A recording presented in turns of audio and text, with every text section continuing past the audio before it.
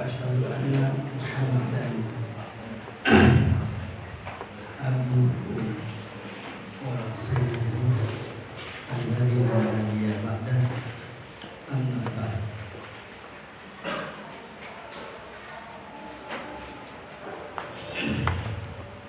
أيها المدرسون والمدرسات رحمني ورحمكم الله.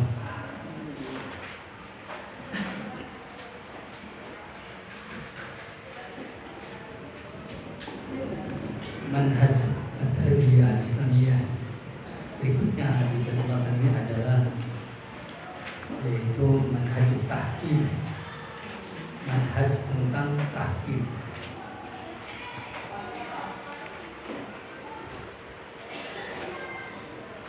Ada tahqiq.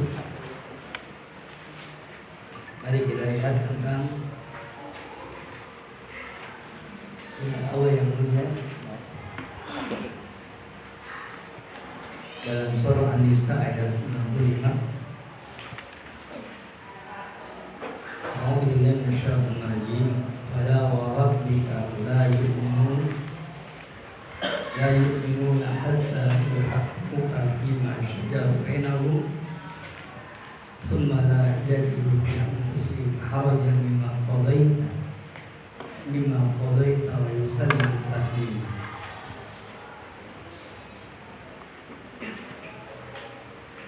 Kata Allah Ta'ala, maka sekali-kali tidak, dan ya Rabbmu tidaklah mereka sempurna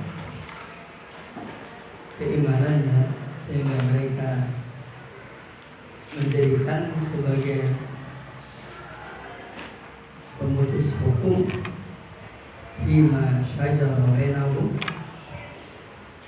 tentang apa yang perselisihan di antara mereka. Tsumma la yajidu fi anfusihim harajan mimma qadaita, kemudian mereka tidak mendapati pada diri mereka kesempitan dari apa yang sudah engkau tetapkan, yusallimu taslima, dan mereka benar-benar berserah diri.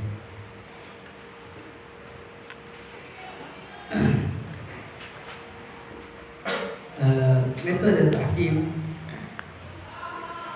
dalam manhaj tarbiyah Islamiyah adalah salah satu metode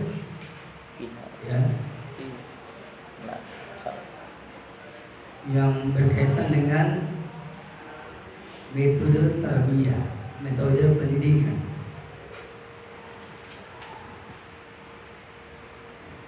Bukan metode taklim atau bukan manhaj taklim, tetapi ini adalah manhaj at-tarbiyah al-islamiyah.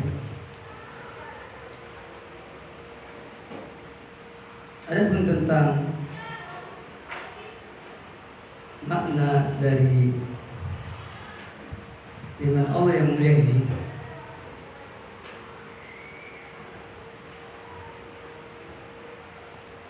kita bicara tentang maknanya dari para ahli tafsir. Pertama, kita lihat di kitab tafsir Al-Muyassar,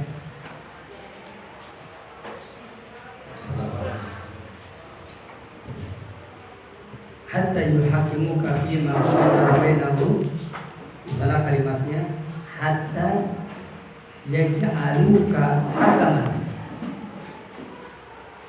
hatta yaj'aluka hakaman. Ini yang ditulis di dalam kitab tafsir Al-Muyassar.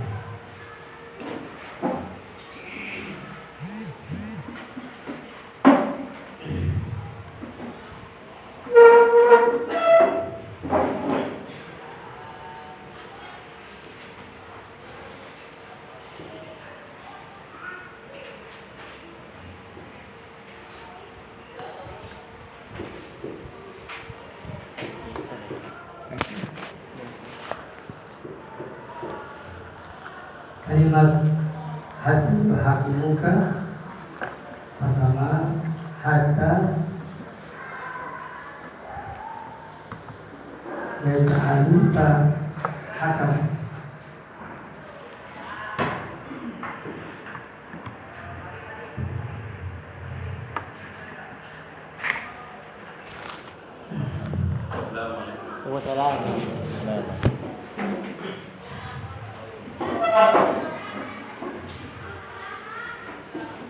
Sehingga mereka menjadikan kamu sebagai hakam, yakni sebagai pemutus hukum.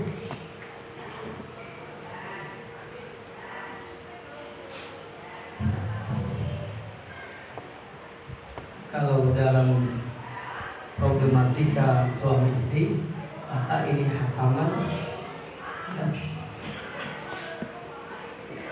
minal zawj, hakaman minal zawj.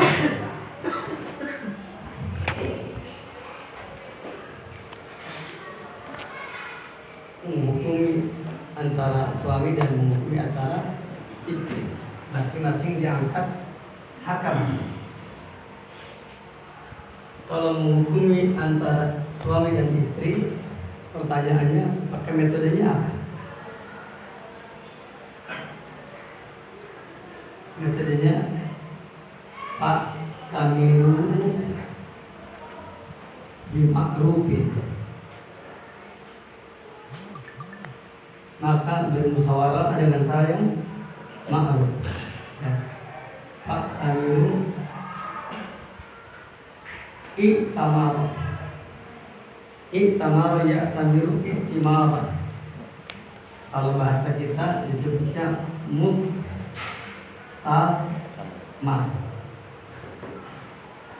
Muktamar itu kalau di Quran itu musyawarah atau musyawarah antara suami dengan istri.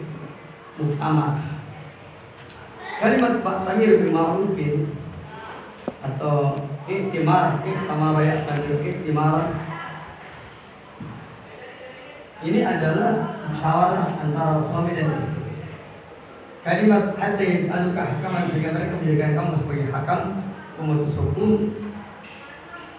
Maka menjadikan kamu sebagai pemutus hukum antara suami dan istri, hakam. Dan tidak ada problem yang paling besar menyelesaikan masalah kecuali masalah suami istri. Karena di sini ada problem yang disebut dengan mitsaqan ghalidha.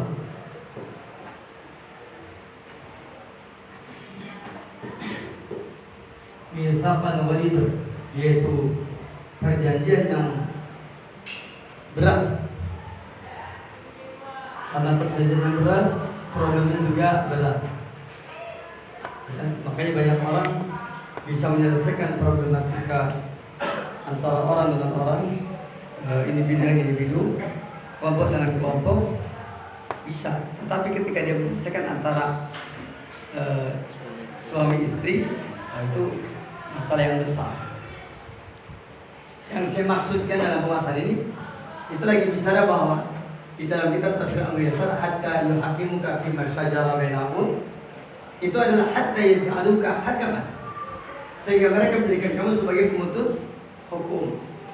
Dan ketika kita berbicara tentang hakaman, yaitu sebagai apa?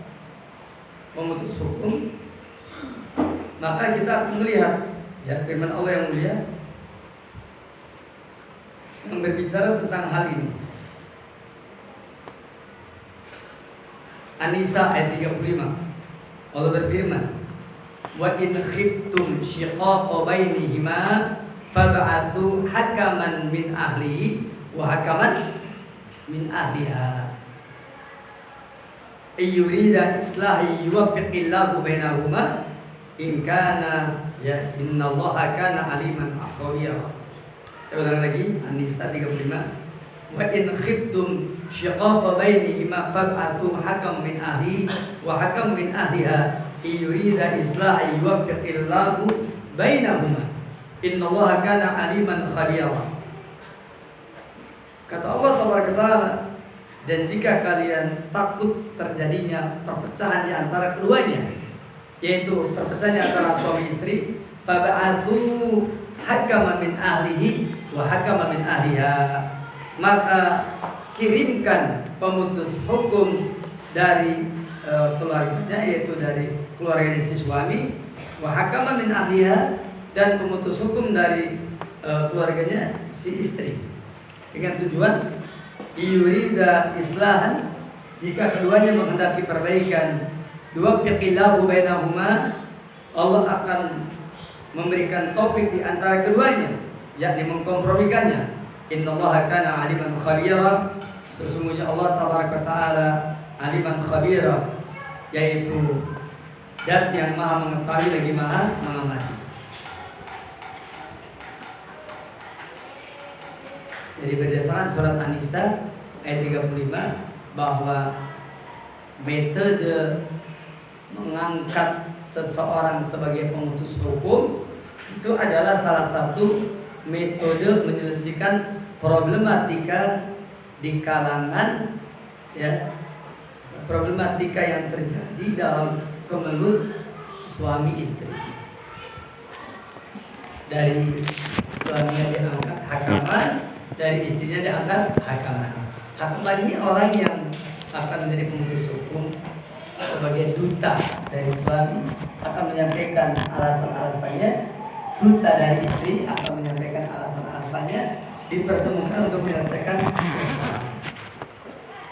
Maka di antara metode pendidikan adalah, yakni apabila seseorang, ya, atau seorang guru, dia akan memutuskan hukum di antara dua santri yang berselisih, dua siswa yang berselisih, maka kalau suami istri ada hakaman, yakni satu orang yang adil, yang keduanya orang yang menerangkan tentang pesan-pesan dari masing-masing pihak, yang ketiganya masing-masing orangnya ketika bermusyawarah memiliki tujuan sama. Kalau maslahat berarti dilanjutkan, kalau tidak maslahat maka berhenti, tapi dengan jalan maslahat. Fa imsakun bi ma'rufin aw tasrihun bi ihsan. Ya, fa imsakun, kalau ditahan dilanjutkan pernikahannya bi ma'ruf, dengan cara yang baik, fa tasrihun bi ihsan, dan kalau dilepas dengan ihsan. Kenapa dengan ihsan? Ya, dilepas tetap di sana ada sesuatu yang diberikan. Kalau di perusahaan kan ada yang namanya pesangon, dipecat tapi dapat pesangon. Kalau ini kalau terjadi perceraian, ya, namun tetap si istri tersebut umpamanya yakni diberikan sesuatu. Itu merupakan bagian dari problematika penyelesaian masalah. Nah, di antara metode pendidikan adalah yaitu metode tahkim, metode di mana seorang guru, ya, kita sebagai pendidik mungkin akan diangkat sebagai pemutus hukum yang menghakimi di antara dua siswa yang berselisih. Kalau kelas berarti di antara dua kelas yang berselisih. Kalau angkatan berarti di antara dua angkatan yang berselisih. Mungkin apa tidak? Nanti ada lagi antara dua sekolah yang berselisih. Baru itu pertanyaannya, kenapa terjadinya tawuran? Karena para guru mungkin kurang peka dengan problem, ya, sekolahnya. Sekolahnya ternyata punya problem dengan sekolah yang lain.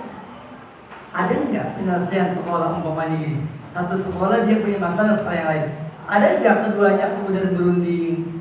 Bagaimana dicari jalan keluar? Ada nggak? Yang ada apa? Ditangkap sama polisi, ya kan? Berarti ada metode yang tidak terukur, ada metode yang tidak terselesaikan di suatu lembaga sekolah. Apa itu? Ya, itu kan awalnya siswa dengan siswa, ya, bukan siswa dengan santri. Kalau satu kelas, siswa dengan siswa, santri dengan santri. Udah gitu apa? Gengnya dengan gengnya. Satu kelas semuanya nggak punya geng, ya? Ada nggak begitu? Ada geng kelas. Terus kemudian antar kelas, antar angkatan, ya kan? Terus kemudian ada lagi permusuhan antar sekolah. Emangnya tidak ada masalah itu? Ada. Kalau dulu kami di Cirebon itu kami sering diserang oleh STM Muhammadiyah. Ya, teman-teman kita dari STM Muhammadiyah suka nyerang-nyerang ke SMA kan. Kadang-kadang STM negeri, ya, kalau sekarang mungkin SMK ya. Kita lagi ada acara bebersih apa, tiba-tiba mereka duduk. Ada apa ini? Oh ternyata mereka mungkin dari dulunya begituan terus. Datang kemudian tiba-tiba kita lagi diam dipukulin. Itu dari dulu terjadi. Entah siapa yang memulainya. Man sana sunatan saya siapa kita nggak tahu. Jadi di antara metode pendidikan yang mungkin terlupakan adalah adanya at-tahkim, yaitu menjadi pemutus hukum ketika di antara siswa dengan siswa berselisih, ya, siswa dengan siswa berselisih, ya, atau geng dalam satu kelas berselisih. Sekarang yang lagi ramai di YouTube. Di mana tuh kaji kejadian di Goa, SMP Goa. Anak satu dikeroyok oleh semuanya sampai meninggal. SMP di Goa kalau nggak salah. SMP negeri lagi. Itu sampai terbunuh, dipukulin oleh satu kelas, ya, sampai meninggal dunia. Yang menarik apa? Menurut kisahnya, setelah meninggal itu, pihak sekolahnya membuat surat pernyataan orang tua ini belum diketahui nih kondisi gimana. Pak tangan aja bahwa damai itu. Orang tuanya nggak tahu kalau anaknya sudah meninggal. Ditandatangani oleh orang tua. Betapa kaget dia nanya orang tuanya, mana anak saya? Begitu diketahui anaknya sudah meninggal, ya tentu dia tidak terima. Ini apa-apaan bikin surat apa? Surat perdamaian, sementara dia tidak tahu sampai anaknya meninggal dunia. Ini persoalan tahkim. Berarti tidak ada penyelesaian yang baik. Jadi termasuk metode dalam ini adalah yaitu adanya metode tahkim. Maka belajarlah kita menyelesaikan persoalan murid, persoalan santri, ya, persoalan seperti itu. Jangan dibiarkan, diselesaikan. Dan ini suka terjadi. Tadi mungkin antar santri, mungkin satu santri antar geng, ya walaupun mungkin sebagian dari kita ya, itu yang lama-lama lah. Seperti kami sebenarnya nggak mengenal itu yang namanya geng, atau nggak tahu. Tapi memang dulu pun kami merasakan adanya benih-benih itu. Saya waktu di SMP didatangi oleh sekelompok orang, anak-anak muda, ternyata dari SMP lain. Kita sedang bekerja juga sama, sedang bekerja sama teman-teman, sedang bersih di sekolah. Tiba-tiba datanglah satu rombongan. Ya karena saya termasuk orang yang mungkin nggak begitu bikin yang begitu kan. Tiba-tiba banyak orang. Teman-teman sembunyi semua. Mereka bilang, ini ada sesuatu. Saya bilang, iya, memangnya ada apa? Sekolah kita diserang sama mereka. Kok ada ya sekolah? Masa sekolah diserang sama sekolah lagi kan? Cuma mungkin waktu zaman itu nggak kayak sekarang. Kalau sekarang pakai apa? Silurit apa namanya? Samurai. Oh, samurai. Kalau dulu kita cuma guru itu kan mereka datang. Akhirnya begitu teman-teman bilang, ayo kita hadapi mereka. Saya pikir menghadapi itu maksudnya menghadapi mereka datang, kita datang, so kita bicara. Ya akhirnya ya karena saya beranggapan begitu. Nggak tahunya begitu, mari dihadapi. Akhirnya saya berada di depan mereka. Dan ketika saya mendatangi mereka malah lari. Jadi kan ya sebenarnya mereka pada lari. Kata mereka takut digebukin oleh kita. Oh, ternyata dalam pandangan mereka ketika dihadapi maksudnya ingin diselesaikan problemnya apa, malah mereka lari. Berarti kan ini ada tadi kebiasaan di kelas, kebiasaan antar kelas, kebiasaan antar angkatan, ya. Ketika mereka ada problem, kemudian mereka ternyata tidak diselesaikan. Ini penting pendidikan yang seperti ini, yaitu bagaimana adanya tahkim di antara mereka. Dan bicara tentang hakim tadi, menukil dari tafsiran yang ada dalam kitab tafsir Al-Yassar tadi, yaitu yaj'aluka hakaman, yakni sampai mereka menjadikan kamu sebagai pemutus hukum.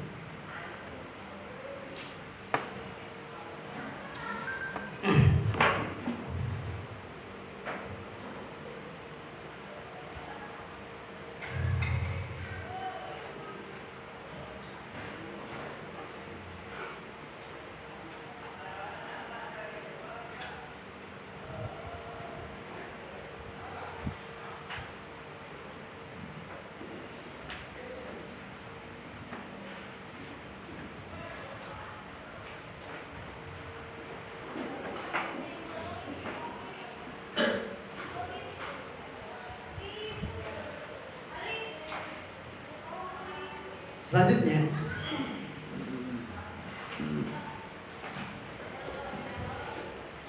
adapun di dalam kitab Al-Mukhtasar fi Tafsir, ketika menerangkan hatta yuhakimuka fima syajara bainahum,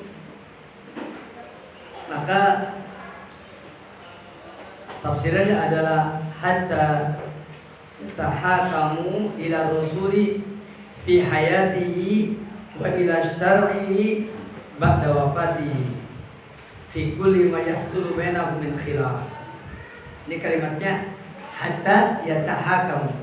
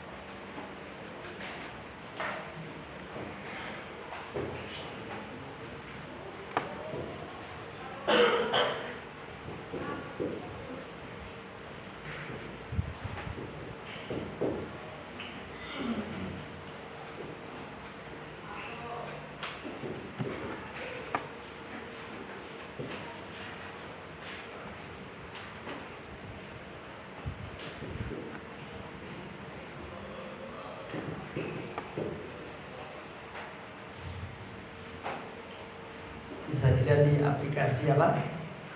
Aplikasi Al-Risal Qur'ani yang Pak punya. Barangkali yang pengen lihat. Ini kita mengambil ibrah dari kitab-kitab tafsir tentang makna hatta yuhakimuka fima syajara bainahum. Karena kalau kita mempelajari yang metode yang 30 ini kan 30 T ya, kalau nggak salah. Yakni ini sebenarnya metode yang kembali kepada firman Allah yang mulia, afala yatadabbaruna al-Qur'an. Apakah engkau tidak mentadaburi Al-Qur'an? Jadi kita mempelajari metode ini dengan cara mengambil faedah dari Al-Qur'an. Tadi di tafsir Al-Nasr hatta yaj'aluka hakaman. Kita titik tekannya adalah bahwa ketika anak-anak kita mau menjadikan kita sebagai pemutus hukum, saya katakan adalah yang besar kecuali problem suami istri. Dan sekolah itu sama. Kan sekolah sering tertulis the big family of Al-Basirah. Kan gitu kan? Keluarga besar Al-Basirah umpamanya. Nah, maka yang kedua, yakni kalimat hatta yuhakimuka fi ma syajara bainahum, yakni hatta yatahakamu ila rasuli fi hayatihi wa ila syar'i ba'da wafatihi fi ma yahsulu bainahum min khilaf. Sehingga mereka menjadikan sehingga mereka berhukum kepada Rasul fi hayatihi ketika dia masih hidup. Berarti ini kepada person atau tokoh.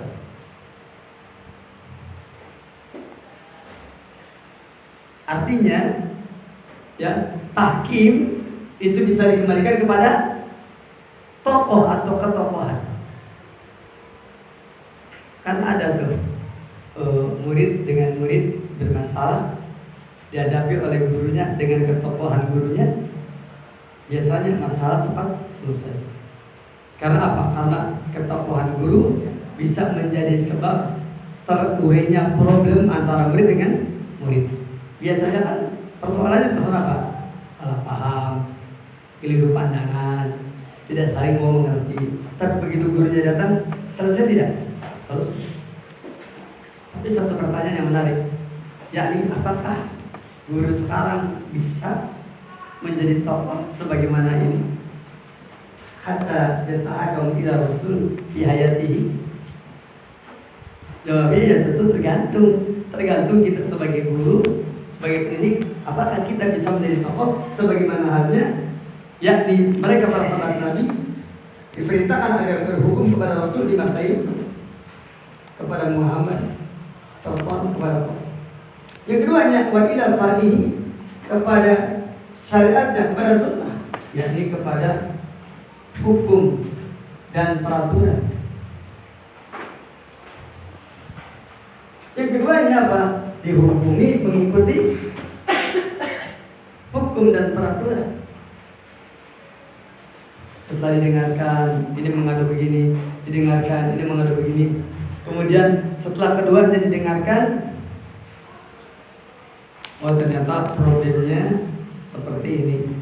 Menurut peraturan kalian berdua salah. Menurut peraturan ini yang benar, ini yang salah. Menurut peraturan bahwa kalian berdua sebenarnya tidak salah, cuma ada komunikasi yang kurang baik.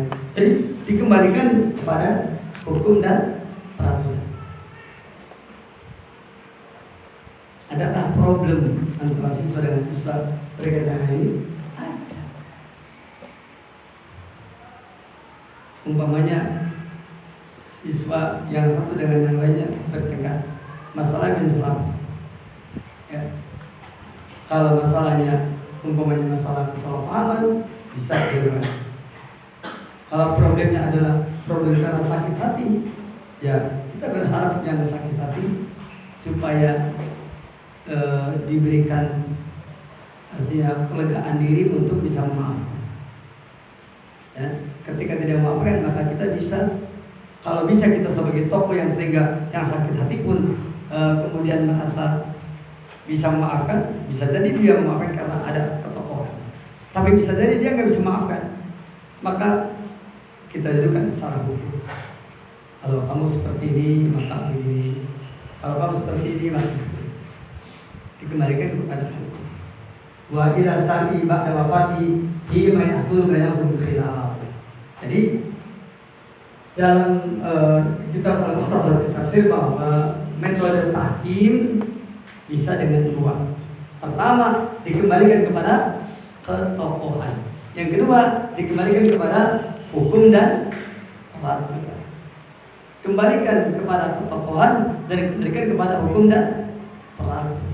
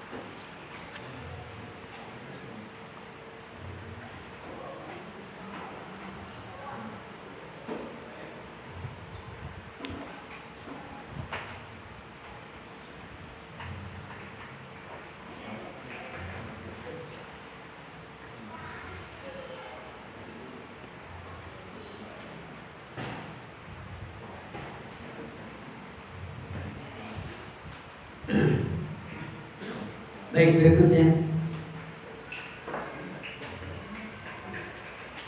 Jadi kalimat yang tadi saya bacakan itu penafsiran seperti tadi berdasarkan penjelasan dari kitab Al-Mukhtasar fi Tafsir.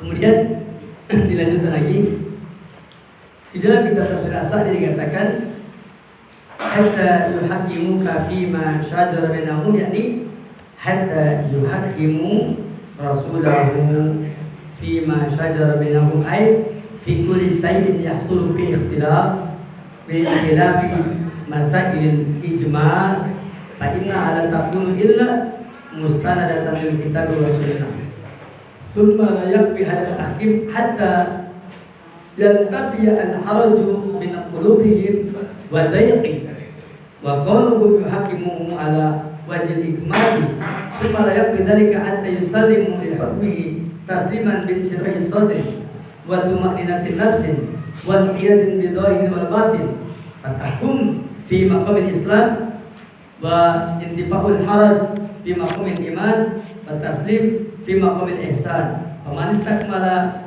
hadhihi al-maratib wa kammalaha faqad istakmala maratib ad-din faman taraka hadha at-tahkim al-madhkura ghayra multazimin lahu fa huwa kafir wa man tarakahu ma iltijamihi falahu hukmu amsalihi min al-'asim. Silakan dilihat di aplikasi Al-Baisal Qur'ani, yaitu di materi Tafsir As-Sa'di. Ya.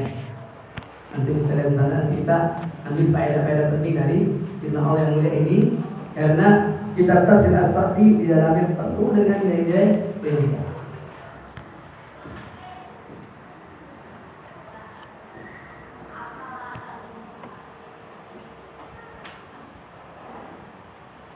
Tafsiran dari surah An-Nisa 65 adalah summa aqsama ta'ala binafsi al-karimah annakum la yu'minu hatta yuhakimu rasulahu, bahwasanya mereka tidak sempurna imannya sampai menjadikan Rasul sebagai pemutus hukum fima syajara bainahum, tentang apa yang diperselisihkan di antara mereka. Nah, kalimat ini kemudian dipahami tafsirnya nih, fi kulli shay'in yasulu bi ikhtilafun, segala sesuatu yang padanya ada ikhtilaf, ada perselisihan, berkhilafi masail ijma', yaitu dengan menyelisih masalah-masalah yang ijma', masalah-masalah yang telah disepakati. fa inna la takunu illa mustanadatan lil kitab wa sunnah. Maka sesungguhnya ya masalah ijma itu tidak boleh ada kecuali disandarkan kepada kitab dan sunnah. Maksudnya masalah ijma apabila telah ada sandarannya dari kitab dan sunnah, maka tidak boleh terjadi perselisihan. Adapun masalah ijma yang tidak memiliki sandaran dari kitab dan sunnah, maka pasti akan terjadi perselisihan. Saya mau tanya, rukun Islam ada berapa? Ada 5 rukun Islam. Ada 5 kan? Selain dari Quran, adakah dari sunnah? Adakah perselisihan pemahamannya? Tidak ada. Maka rukun Islam ada dalilnya dari Quran. Rukun apa tadi? Rukun Islam ada dalilnya dari sunnah yang mulia. Maka karena ini ada dalilnya dan sangat jelas, maka ketika dikatakan telah ijma rukun Islam itu 5, maka di sana tidak boleh ada perselisihan. Karena apa? Karena sandarannya sudah sangat jelas. Rukun iman ada berapa? Ada 6. Jelaskan sandarannya? Jelas. Dari Quran jelas meskipun ada pada 2 ayat. Dari sunnah jelas, yakni hadisnya sahih. Ya. Kemudian ketika orang mengatakan rukun iman itu 6 dan itu telah ijma seperti itu, maka yang demikian itu tidak boleh ada perselisihan. Ya, begitu. Nah, summa la yakfi hada tahkim hatta yantafi al-haraju min qulubihim wa dhaif. Bahwa tahkim menghukumi suatu masalah itu tidak cukup sampai yantafi al-haraj min qulubihim wa dhaif. Sehingga apa? Sehingga hilanglah ya, yaitu perasaan berat yang ada pada hatinya dan perasaan sesak yang pada hatinya. Artinya ketika kedua belah pihak, yakni ada munharaj ya min qulubihim atau ada mudhayyir ya min qulubihim, maka tahkim bisa dilaksanakan. Kalau umpamanya ada munharaj ya dan juga ada mudhayyir seperti itu. Wa qaluhum yuhkimunahu ala wajhi ikmal, dan keadaan mereka menghukuminya yakni mengangkat ya menjadikannya sebagai pemutus hukum itu ala wajib ikmal, yaitu dengan cara ikmal, sesuatu yang disembunyikan.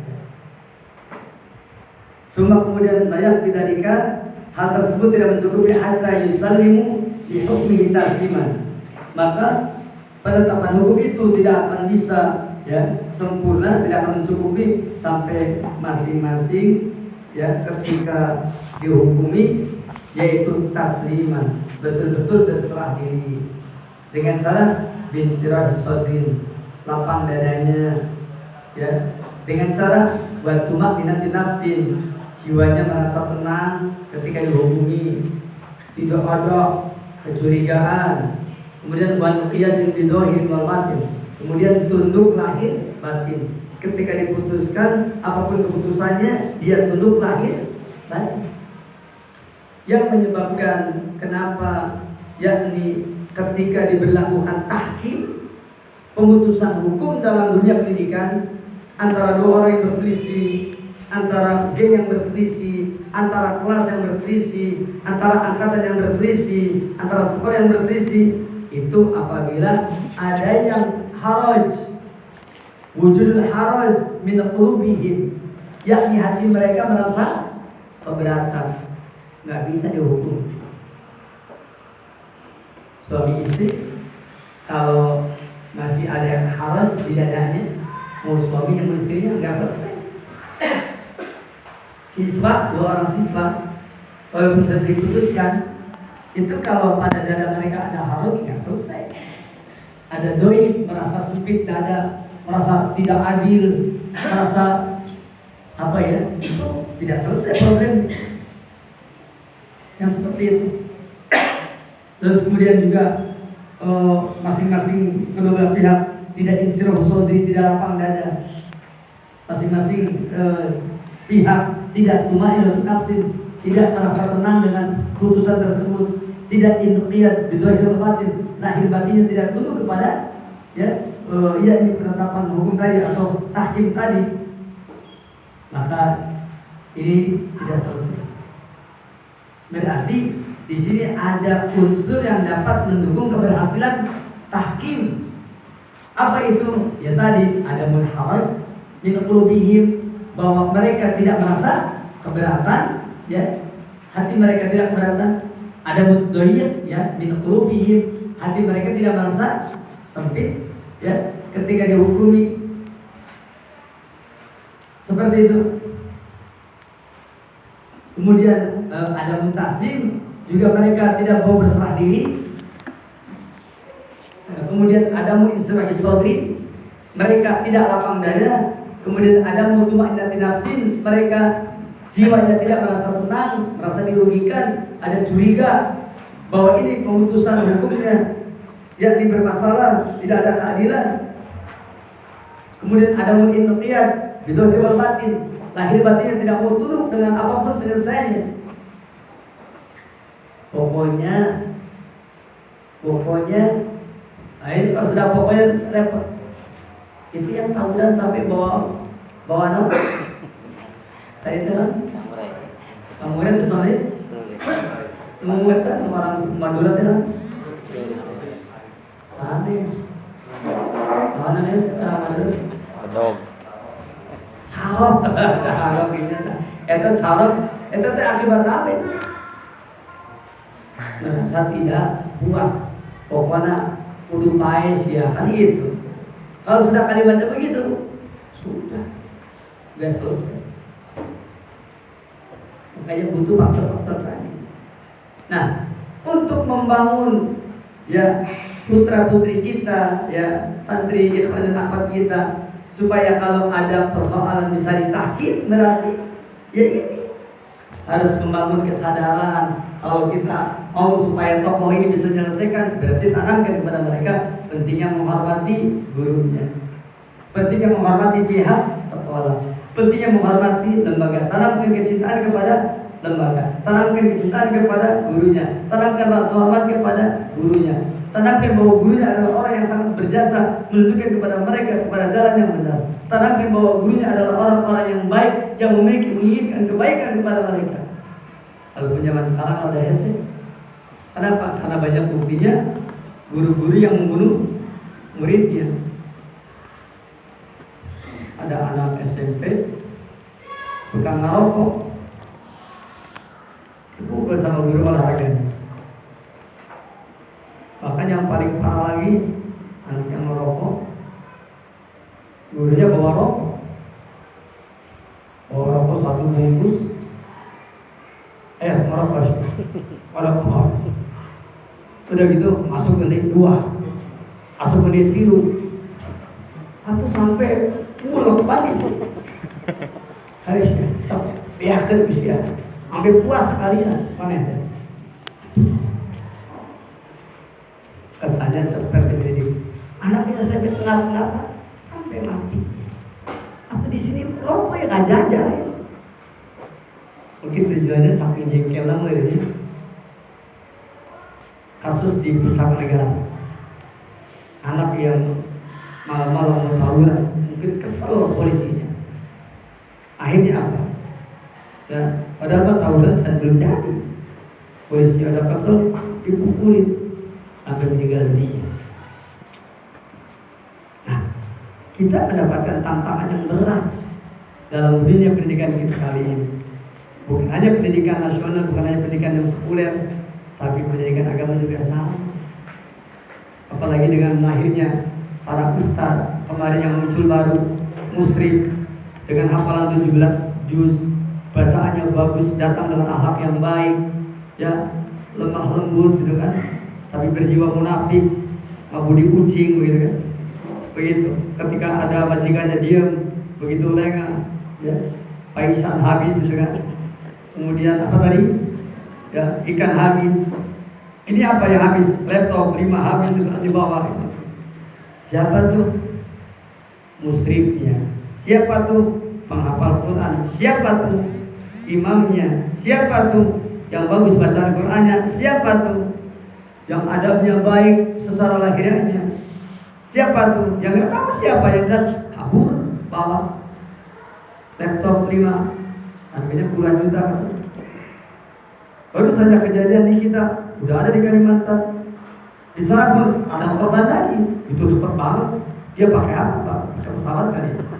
Ya kalau pakai pesawat habis itu untuk jual laptopnya itu kan. Kesana pakainya berapa? Ya biaya untuk apa? Untuk melakukan kejahatannya udah mahal banget nih. Ini tantangan kita hari ini. Membangun ketokohan supaya mereka menghormati guru. Ya, sementara kita membangun kepercayaan kepada murid supaya mereka menghormati guru-gurunya, sementara muridnya melihat bahwa ternyata guru-guru di zaman sekarang yang tidak pantas untuk dihormati di luar sana. Paling tidak ada syubhat, ada goncang jiwa. Jadi guru-guru kami dihormati enggak ya? Ini problem yang besar. Makanya dunia pendidikan Islam saat ini betul-betul menghadapi tantangan ini. Berapa tuh kiai, ya, kiai atau pimpinan pesantren yang mencabuli santriwati? Udah gitu berjamaah lagi. Apa itu? Anak dan bapaknya, masya Allah. Bapaknya kiai, anaknya ustaz. Ya dua-duanya kurang aja. Satu yang jadi korbannya santriwati lain. Ini tantangan. Kita membangun haikal ketika membangun yakni manhaj akid, ya, dengan cara membangun ketokohan. Tapi ketokohan zaman sekarang kasratul khalal, banyak kekurangan. Udah gitu dohir lagi, diupload di media sosial, di media massa. Kita teriak-teriak guru adalah digugu dan ditiru. Sekarang enggak mampu kalian. Ya, Ustadz adalah seorang yang menghendaki kebaikan, kurang percaya. Ya, terus kemudian kiai-kiai yang menjadi pimpinan pesantren yang semula dianggap sebagai orang-orang yang mulia, sekarang diremehkan. Oh itu kan pondoknya bukan pondok sunnah enggak kok. Ada berita menarik, ada akhwat-akhwat yang menjadi korban mahasiswa Madinah, yang ternyata apa? Akhwat-akhwat tersebut satu demi satu dikencani dan kemudian dizinai. Anak dari Madinah. Dan itu dari kita. Bagaimana? Tantangan kita zaman sekarang seperti itu. Ya, kasus akhwat ini belum selesai. Ya, korbannya banyak. Ya, orang-orangnya masih kuliah anaknya. Ya, tantangannya besar. Sementara kita mengangkat guru-guru, juga banyak yang mengangkat guru masih mentah. Tamat SMA, belum mendapatkan nilai pendidikan. Mengajar, keluar masuk. Mengajar tidak dengan hati, baru mengajar menanyakan gajinya berapa, fasilitas apa aja, kemudian kira-kira bonusnya apa, nanti kalau lebaran gimana. Barakallahu. Kita dulu baru mikirin gajinya berapa. Kita baru berpikir bagaimana supaya dakwah ini bisa diselamatkan. Susah. Kita berpikir bagaimana di wilayah Pantura ini umpamanya supaya ada dakwah susah. Kita berpikir bagaimana di Cikampek ini memiliki markas, susah kita dulu berpikir. Sementara guru-guru sekarang, anak-anak muda yang baru tamat sekarang banyak pilihan. Lihat di harga surah. Coba berapa? Gajinya berapa? Surah itu di Kerawang sekian, itu di mana sana tuh? Bekasi sekian, naik lagi Jakarta sekian. Mendingan pindah aja deh. Lalu bagaimana kita bisa membangun ketokohan ketika kita melakukan sebuah proses yaitu manhaj taklim? Bagaimana orang dididik untuk dapat yakni memberikan persoalan ila syar'i kepada syariat, kepada sunnahnya, kepada hukum dan peraturan yang berlaku.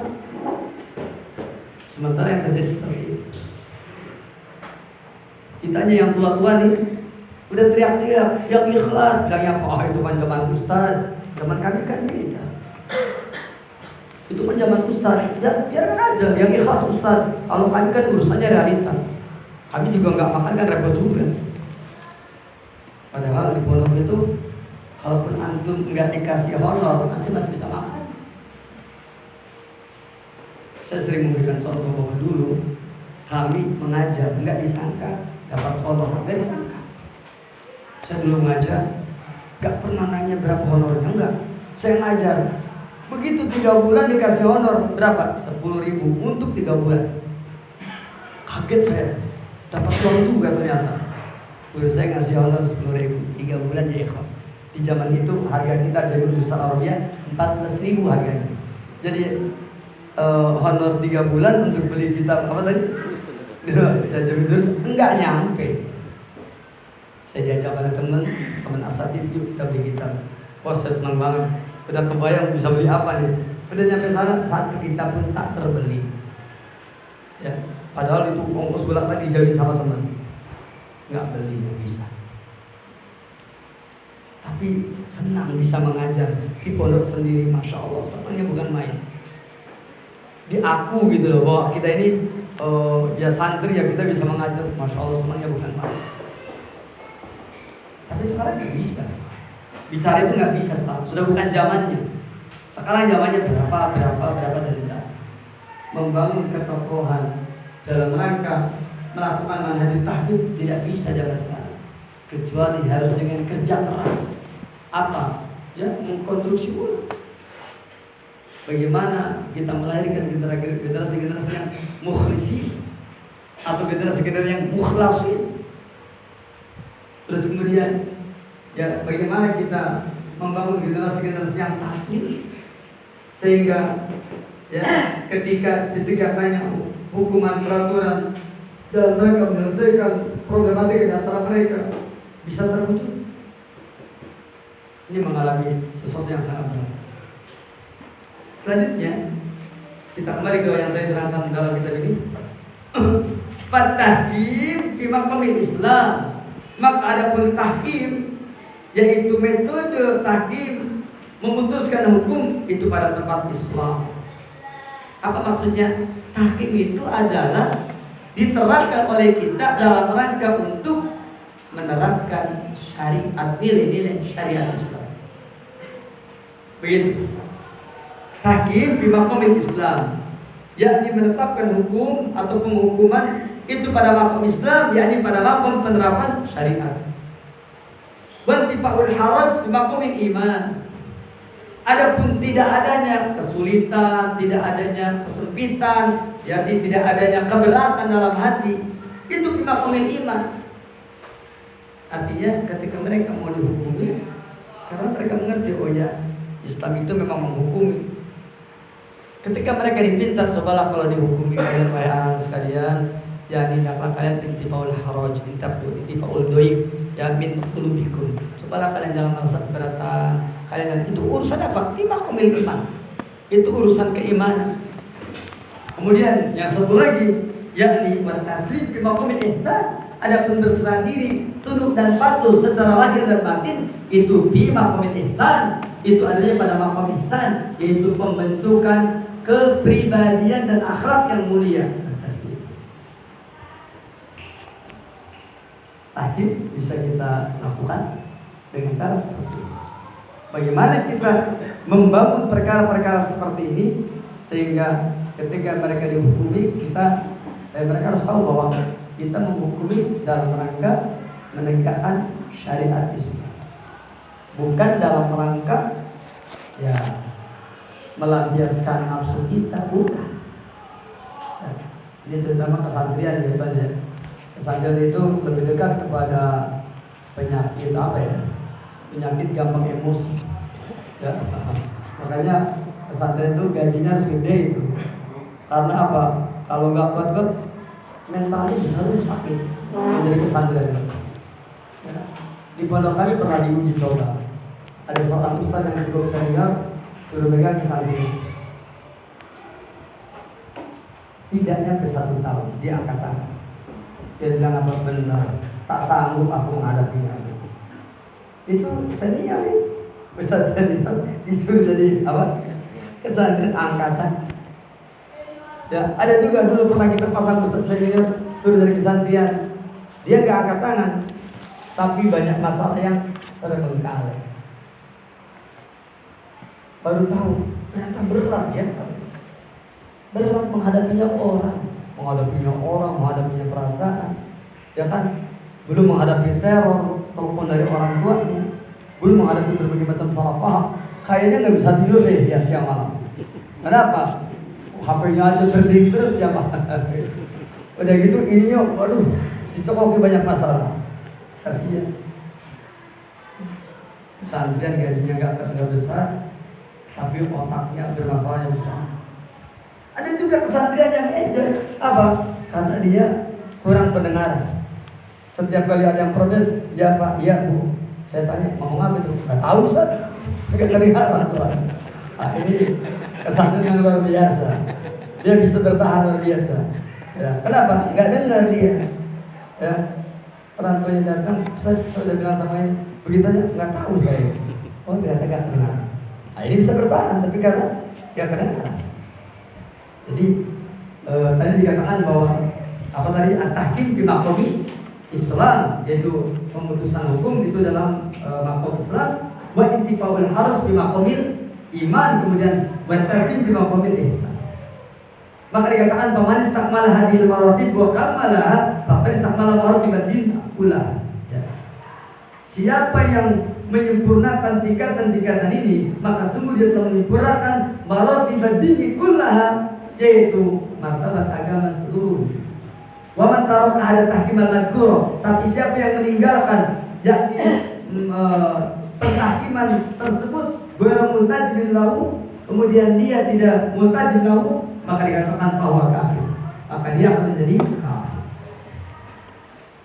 Wa man taraka, dan siapa yang meninggalkannya ma'ayul dizamihi, ya, bersama dengan menetapinya kalau hukum amsali bin al-asim dan seterusnya. Yang menjadi masalah adalah bahwa tahkim maqamul Islam, kemudian intifaqul haraj maqamul iman, kemudian at-taslim maqamul ihsan. Ya, seperti itu. At-taslim berserah diri, tunduk dan patuh. Baik, cukup dulu kan? Ya. Sebelum diakhiri barangkali ada saya ambil dari 3 poin yang ada dalam kitab tafsir Al-Muyassar dan tafsir dengan kitab apa tadi? Iya, tafsir As-Sa'di. Kita mengambil ibrah dari kitab ini, dan tentu saja kenapa kita mengambil ibrah dari kitab tafsir, karena memang kebanyakan ujian yang dikira kalimat yang digunakan di dalam metode 30T itu yang mengambil faedah-faedah dari teks Al-Quran dan Sunnah. Masih banyak yang lainnya, tapi ya kita cukupkan saja sampai di sini ya, dan diteruskan oleh cara kita menasihati saat jam pelajaran ada santri yang berselisih. Waktunya kapan saat jam pelajaran kita berikan apa setelah jam pelajaran, apa nanti dia istirahat? Saya mau tanya, lebih mahal mana kondusivitas dengan belajar?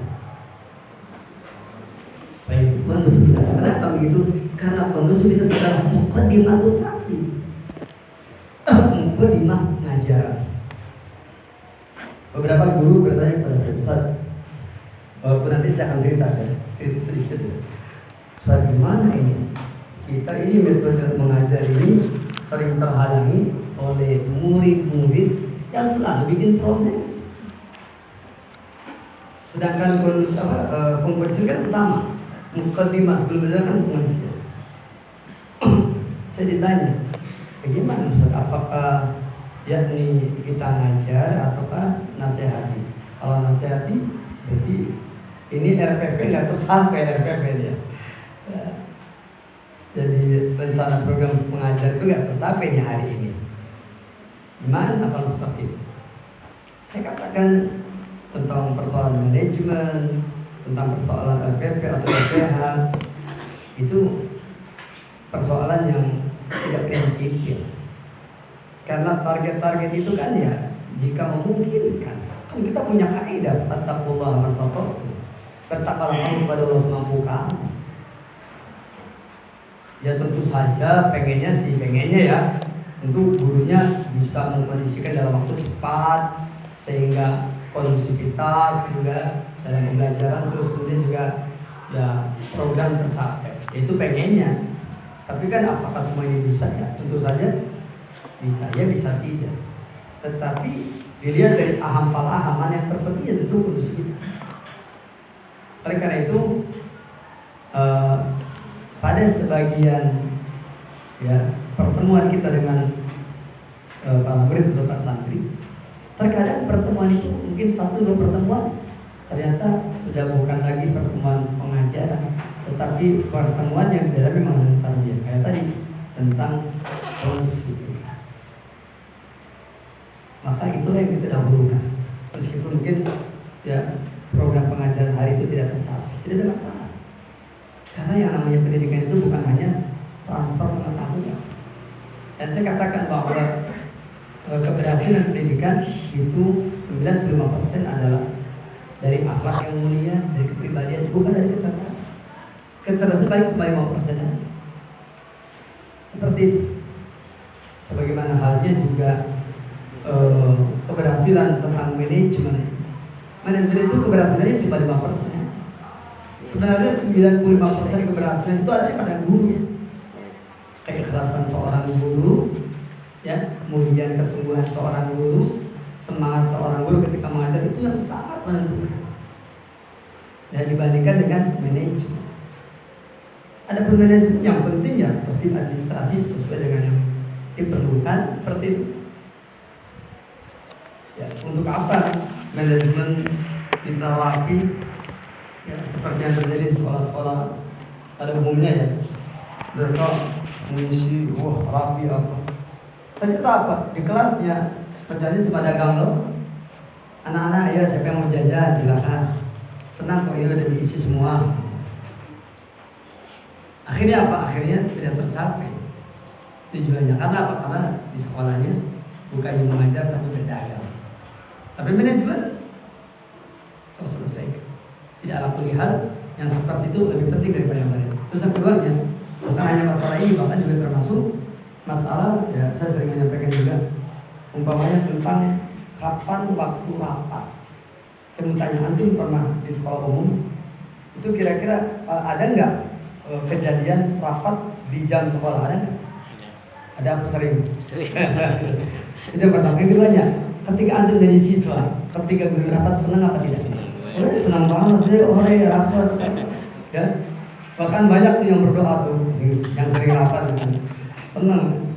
Artinya begini, bahwa ketika terjadi rapat dalam manajemen umum, maka rapat itu didahulukan daripada pengajaran. Kenapa? Karena rapat adalah bagian dari evaluasi pengajaran. Rapat adalah bagian dari suatu pendidikan. Rapat adalah mengajari pula kepada gurunya bahwa membicarakan berbagai macam persoalan itu jauh lebih penting daripada proses pengajaran itu sendiri. Evaluasi penting. Seperti halnya kita beramal, saya mau tanya, yang penting itu banyaknya amal atau senantiasa mengoreksi amalan kita tentang kualitas amal kita? Jawabannya itu sama. Ya, liyabluwakum ayyukum ahsanu amala. Itu bukan liyabluwakum ayyukum ahsanu amala. Tidak bicara tentang banyaknya amal, tetapi amal yang terbaik. Para ulama kita mengatakan ini tidak liyabluwakum ayyukum ahsanu amala, tetapi ahsanu amala. Artinya kualitasnya itu lebih baik dibandingkan dengan banyaknya. Maka begitu pula perkara-perkara yang mengarah kepada yaitu peningkatan kualitas dengan cara adanya rapat, evaluasi, pembicaraan yang memang prinsipil itu lebih penting daripada proses belajar sendiri. Demikian barangkali Allahu ta'ala alam. Wassalamualaikum warahmatullahi wabarakatuh.